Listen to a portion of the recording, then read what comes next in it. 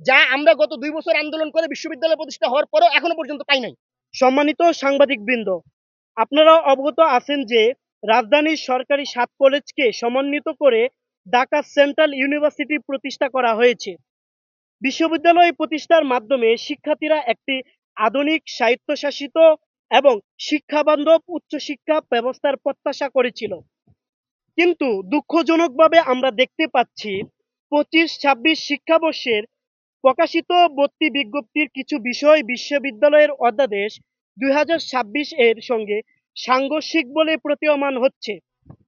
এর ফলে ভর্তিচ্ছু শিক্ষার্থী, বর্তমান শিক্ষার্থী এবং অভিভাবকদের মধ্যে বিভ্রান্তি ও উদ্বেগের সৃষ্টি হয়েছে। আমাদের বক্তব্য অত্যন্ত পরিষ্কার। আমরা কোনো ব্যক্তি, প্রতিষ্ঠান বা প্রশাসনের বিরুদ্ধে নই। আমরা একটি স্বচ্ছ, ন্যায়সঙ্গত এবং অধ্যাদেশসমূহ ভর্তি প্রক্রিয়া চাই। আমাদের আজকের ঢাকা সেন্ট্রাল ইউনিভার্সিটির শিক্ষার্থীদের পক্ষ থেকে আমরা আপনাদের সামনে মোট 3 দফা দাবি উপস্থাপন করছি। এই দাবিগুলো হচ্ছে 25-26 সেশনের ভর্তি বিজ্ঞপ্তি এবং হচ্ছে গিয়া বর্তমানে যারা রানিং শিক্ষার্থী আছে তাদের বিষয়ে। আমাদের প্রথম দাবি, আগামী 3 দিনের মধ্যে ভর্তি বিজ্ঞপ্তির বিতর্কিত ও সাংঘর্ষিক বিষয়সমূহ যেমন সংযুক্ত কলেজের সার্কুলার বাদ দিতে হবে এবং আগামী 3 কার্য দিবসের মধ্যে ঢাকা সেন্ট্রাল ইউনিভার্সিটির নামে স্বতন্ত্র এবং স্বায়ত্তশাসিত বিশ্ববিদ্যালয় যেভাবে ভর্তি প্রক্রিয়া এবং ভর্তি সার্কুলার প্রকাশ করে সেভাবে 25-26 সেশনের পূর্ণাঙ্গ ভর্তি সার্কুলার প্রকাশ করতে হবে।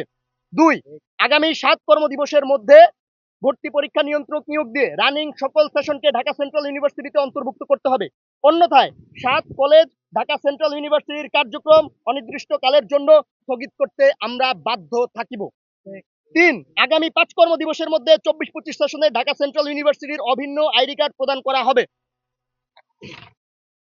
আমরা বিশ্বাস করি প্রশাসন শিক্ষার্থীদের এই যৌক্তিক দাবিগুলো গুরুত্বের সঙ্গে বিবেচনা করবে এবং দ্রুত প্রয়োজনীয় পদক্ষেপ গ্রহণ করবে। আমরা আবারও স্পষ্ট করে বলতে চাই, আমাদের এই কর্মসূচি কোনো সংঘাত বা অস্থিতিশীলতা তৈরির জন্য নয়, বরং শিক্ষার্থীদের ন্যায্য অধিকার এবং একটি স্বচ্ছ ভর্তি পরীক্ষার প্রক্রিয়ার নিশ্চিত করার জন্য। সংবাদ সম্মেলনে উপস্থিত সকল সাংবাদিক ভাই ও বোনদের ধন্যবাদ জানাচ্ছি।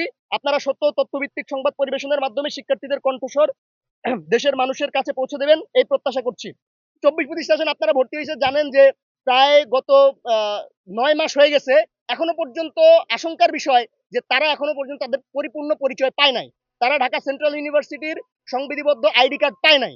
এই জিনিসটা রুখে দেওয়ার জন্য অন্দরমহল থেকে বিভিন্ন ধরনের ষড়যন্ত্র করা হচ্ছে যাতে কোনোভাবেই তারা তাদের পরিচয় শনাক্ত না করতে পারে এবং আমরা রানিং শিক্ষার্থী যারা আছি আমরা ঢাকা সেন্ট্রাল ইউনিভার্সিটির পরিচয় না পাই।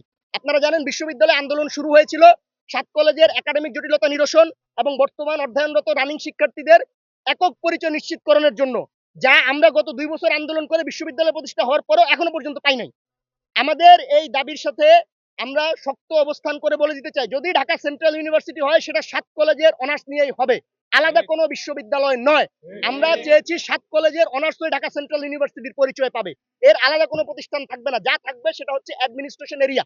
সেখান থেকে সেন্ট্রাল ইউনিভার্সিটির 7 ক্যাম্পাসের অনার্স কার্যক্রম পরিচালনা করা হবে।